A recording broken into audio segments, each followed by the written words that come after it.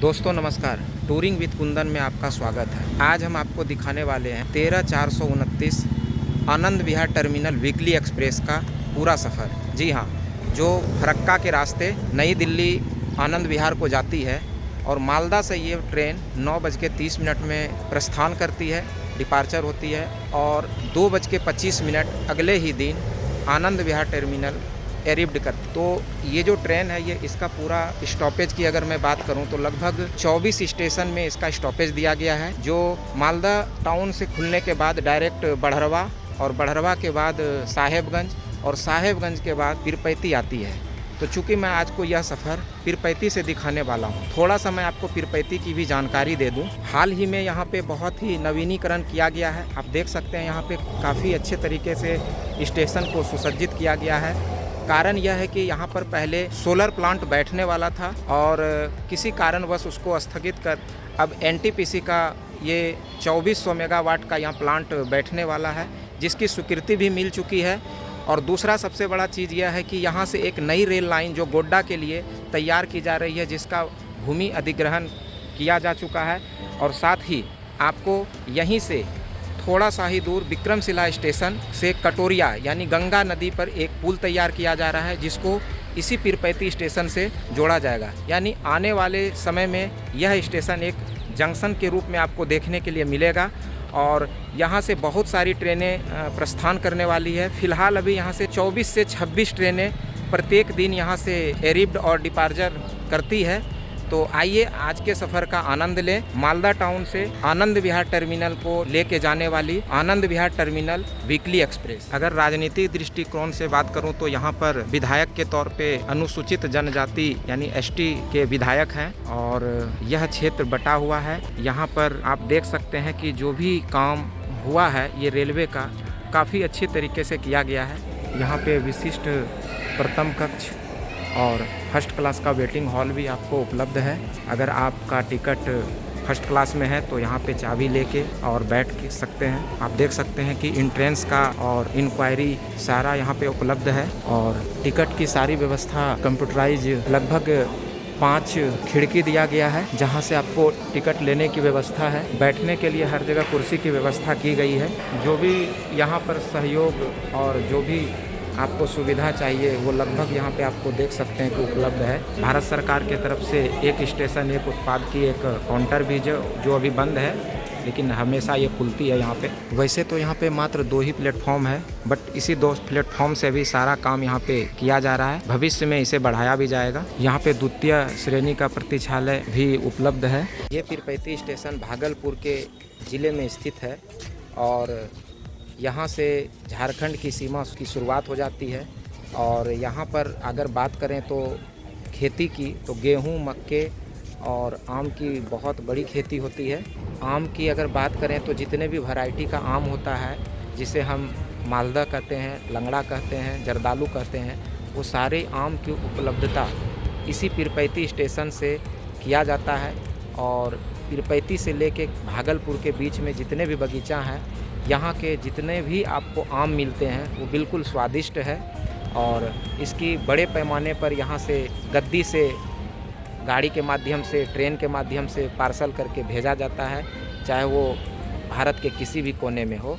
अगर शिक्षा की बात करें, यहाँ पर सरकारी और प्राइवेट स्कूल भी उपलब्ध है, लेकिन अगर शिक्षा जगत में अगर उच्च शिक्षा की बात करें तो उसके लिए या तो हमें साहेबगंज और भागलपुर, ये दोनों में से कहीं एक जगह ही चुनना पड़ता है, जो कि यहाँ से लगभग 20 और 30 किलोमीटर की दूरी पर है। तो लगभग मान के चलें कि कुल मिला के पीरपैती आने वाले समय में बहुत ही भव्य रूप लेने वाला है। तो आज की सफ़र की शुरुआत करते हैं। अगर यहाँ गाड़ी पार्किंग की बात करें तो गाड़ी पार्किंग की भी अच्छी व्यवस्था है।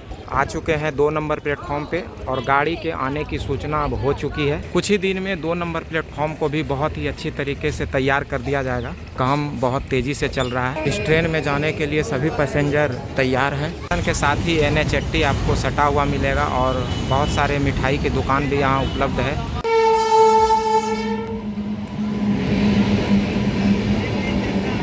और फाइनली ट्रेन आ चुकी है प्लेटफॉर्म पे और हमारा बर्थ B4 में है।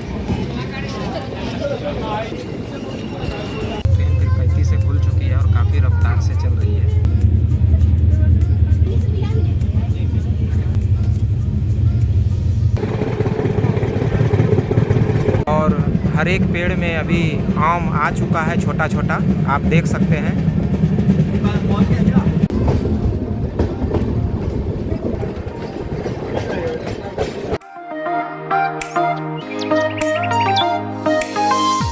और भागलपुर से ट्रेन खुल चुकी है। मात्र 5 मिनट का स्टॉपेज था यहाँ और समय से खुल चुकी है ट्रेन। लगभग बर्थ फुल जा रही है।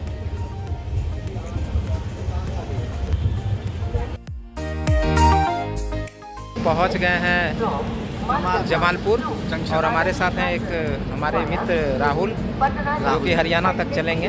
बिल्कुल। और आपको दर्शन करवाएंगे खाटू श्याम के। खाटू श्याम, बिल्कुल। हारे का सहारा बाबा श्याम हमारा, क्या बात है। तो चलिए, समय से गाड़ी चल रही है और जमालपुर में थोड़ा सा 5 मिनट का स्टॉपेज है। और यहाँ पर कारखाने हैं बहुत सारे, ट्रेन का यार्ड है और यहाँ पर हर तरह की सुविधा है ट्रेन की। और समय से पहुँचे हैं। अब देखते हैं यहाँ से आगे। ट्रेन अपनी रफ्तार से चल रही है और खुल चुकी है जमालपुर से। और पहुँच गए क्यूल टाइम से, लगभग 20 मिनट की देरी से पहुँचे हैं। लगी हुई है और भीड़ भाड़ ज़्यादा नहीं है। जो भी बर्थ है बस उतने ही लोग इस पे बैठे हुए हैं। और काफ़ी अच्छा सफ़र है। अंदर में एसी का जो क्लाइमेट है वो ठीक ठाक है, मेंटेन करके चल रही है। अपने जो भी सुविधाएं हैं इसके अंदर वो सब कुछ दिया गया है। तो चलते हैं आगे। क्यूल में इस जंक्शन पर लगभग जो है आसनसोल से आने वाली जितनी भी ट्रेनें हैं यहाँ से फिर पटना होते हुए आगे जाती है। और यहाँ से 2 रूट कटता है। अगर हावड़ा जाना है तो यहाँ आप भागलपुर से हावड़ा जा सकते हैं और यहाँ से आसनसोल के रास्ते भी हावड़ा जा सकते हैं। और जितनी भी ट्रेनें यहाँ से चलती है तो लगभग जो है वो स्टॉपेज यहाँ दिया गया है। और प्लेटफॉर्म की संख्या लगभग 6 या 7 है यहाँ पे। अच्छा है। ट्रेन जो है क्यूल से खुल चुकी है।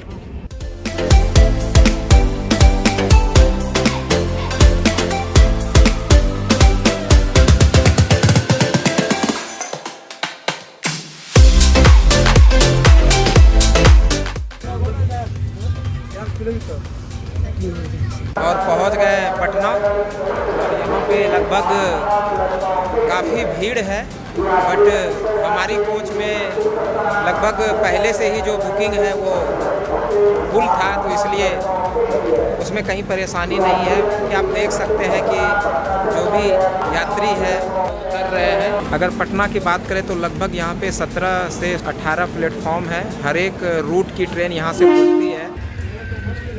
वो पानी दे दीजिए। इसमें पेंट्री करने दिया है? नहीं सर, साइड पे। इस ट्रेन में सबसे बड़ी दिक्कत है कि यहाँ पानी के लिए जो है S6 में आना पड़ा, यानी पेंट्री कार नहीं है। आप देख सकते हैं कि यहाँ पर सारी सेवाएं जो है वो S6 यानी स्लीपर में आके दिया जा रहा है। तो ये बहुत ही अच्छा नहीं है पैसेंजर के लिए, क्योंकि अगर 24 घंटे की यात्रा है तो उसमें पेंट्री कार वाला बोगी होना चाहिए। आप देख सकते हैं कि अगर आपको ज़रूरत पड़ जाए पेंट्री कार का तो आपको बहुत सारा बोगी पार करके स्लीपर में आके फिर आपको पानी या खाना मिलेगा। और ये स्लीपर की हालत है क्योंकि भीड़ काफ़ी चल रही है। हर एक सीटों पर एक्स्ट्रा 1 या 2 आदमी है। और यही हाल एसी का भी है। जिसका RAC हुआ है तो वो RAC में ही है, जिसका वेटिंग है तो उसका वेटिंग ही है। और ये खाना वाला पेंट्री कार का सर्विस हर एक बोगी में खड़ा होकर दे रहे हैं। यही व्यवस्था है इस ट्रेन की। तो ये थोड़ा सा मिस्टेक है, रेलवे को इस पर ध्यान देना चाहिए। और ये A1 और A2 को पार करते हुए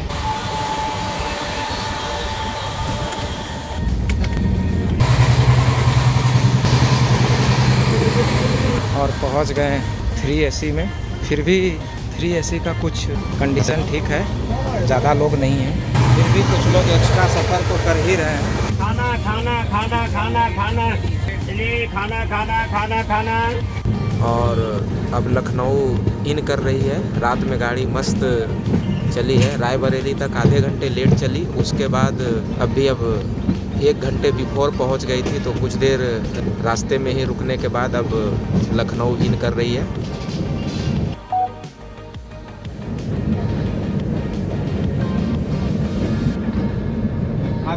दोस्तों पहुंच गए हैं नवाबों का शहर लखनऊ। जी हाँ, और रात में पटना के बाद ट्रेन अपने स्पीड को मेंटेन करते हुए और वाराणसी और मुगल सराय यानी पंडित दीनदयाल उपाध्याय होते हुए रायबरेली तक आधे घंटे लेट थी, बट उसके बाद 1 घंटा बिफोर ही लखनऊ से पहले पहुंच गए थे।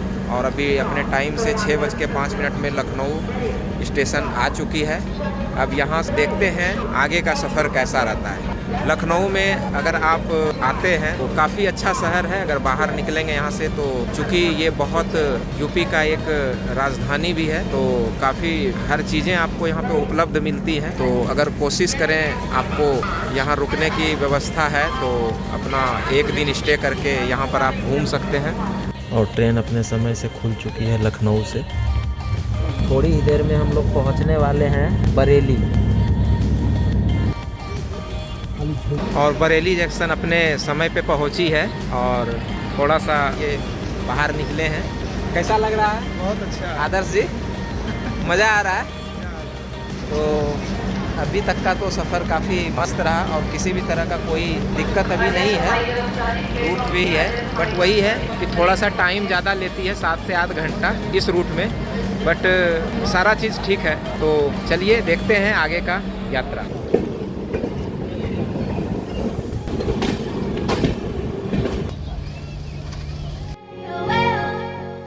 पहुंच गए मुरादाबाद और ऑर्डर किया है एक लंच के लिए। तो देखते हैं कितने देर में लेके आता है। और ये रेल रेस्टोरेंट से ऑर्डर आ गया। कितना भैया? 350 का ये खाना है। तो देखते हैं खाने में क्या क्या है। खाना आ गया है। पानी के लिए नीचे उतरे, देखते हैं अगर आरओ का रिफिल वाला सिस्टम यहाँ होगा तो करवा लेते हैं, नहीं तो 2-4 बोतल पानी लेना होगा, क्योंकि गाड़ी यहाँ पे काफ़ी लेट भी पहुँची है। 1 घंटा विलम्ब से अब ये गाड़ी चल रही है। दिल्ली लगभग मुझे लगता है 1.5 घंटे लेट ही पहुँचेगी। और पानी यहाँ ले लिया। भैया कितना हो गया? 15 रुपये। ये लो, रिफिल करवा लिया 3 बोतल।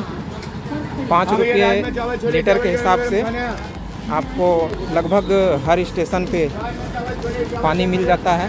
कोशिश करें गाड़ी जैसे ही रुकती है तो अगर आरओ का वो रिफिल वाला पानी का लगा हुआ हो तो आप करवा लें। तो चलिए अब हम लोग देखते हैं कि रेल रेस्टोरेंट से आया हुआ जो खाना है कैसा दिया। देखते हैं रेल रेस्टोरेंट से जो खाना आया है कैसा है, क्या क्या आइटम है। रोटी है, पनीर का सब्जी है, चावल है, टोस्ट है। अच्छा, मिला के 350 का खाना ठीक है यार? नहीं, बहुत महंगा है। महंगा है यार, इसीलिए केला भी लेके आ गए हैं। तो अब इसका स्वाद लेते हैं। ट्रेन मुरादाबाद से खुल चुकी है। अब चलते हैं डायरेक्ट दिल्ली। अरे यार इतना ज़्यादा ट्रेन लेट हो गई, अब चलते फिर से एक बार सो जाते। और अब हम इन करने वाले हैं सीधा आनंद विहार स्टेशन।